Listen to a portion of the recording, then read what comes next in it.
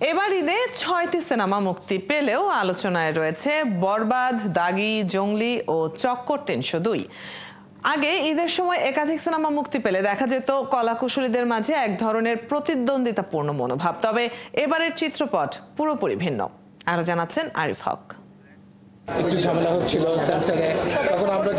ঈদ মানেই দেশের চলচ্চিত্র অঙ্গনে ব্যস্ততা।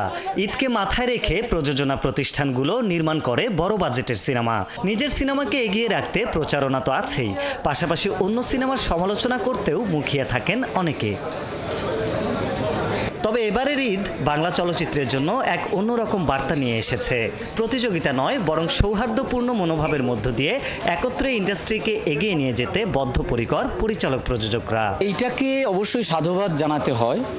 এটাতে বোঝা যায় যে আমরা শুধু শিক্ষিত হচ্ছি না, আমরা সাংস্কৃতিকভাবেও শিক্ষিত হচ্ছি।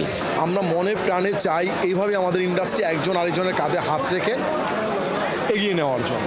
শুধু নির্মাতাই নয়, অভিনেতারাও করছেন একে অপরের সিনেমার প্রশংসা।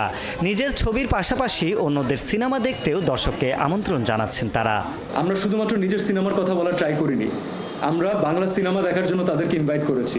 সো এটা যদি তাদেরকে মোটিভেট করে, আমি বলবো এটা আমাদের সমষ্টিগতভাবে আমরা একসাথে জিততে যাচ্ছি। তাহলে এবার খুব ভালো ভালো ছবি আসছে এবং প্রত্যেকে আমার ভীষণ প্রিয়। শাকিব ভাই, নিশো, মোশারফ ভাই, এভরি সিঙ্গেল ওয়ান, তারা খুবই ট্যালেন্টেড এবং ট্রেলারগুলো দেখেছে আমার ভীষণ ভালো লেগেছে।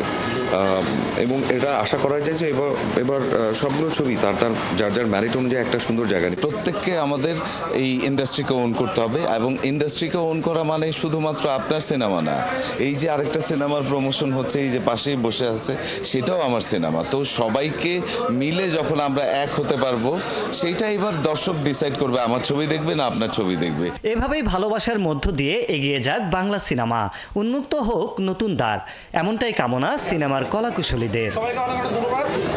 আরিফ হক, ৭১, ঢাকা।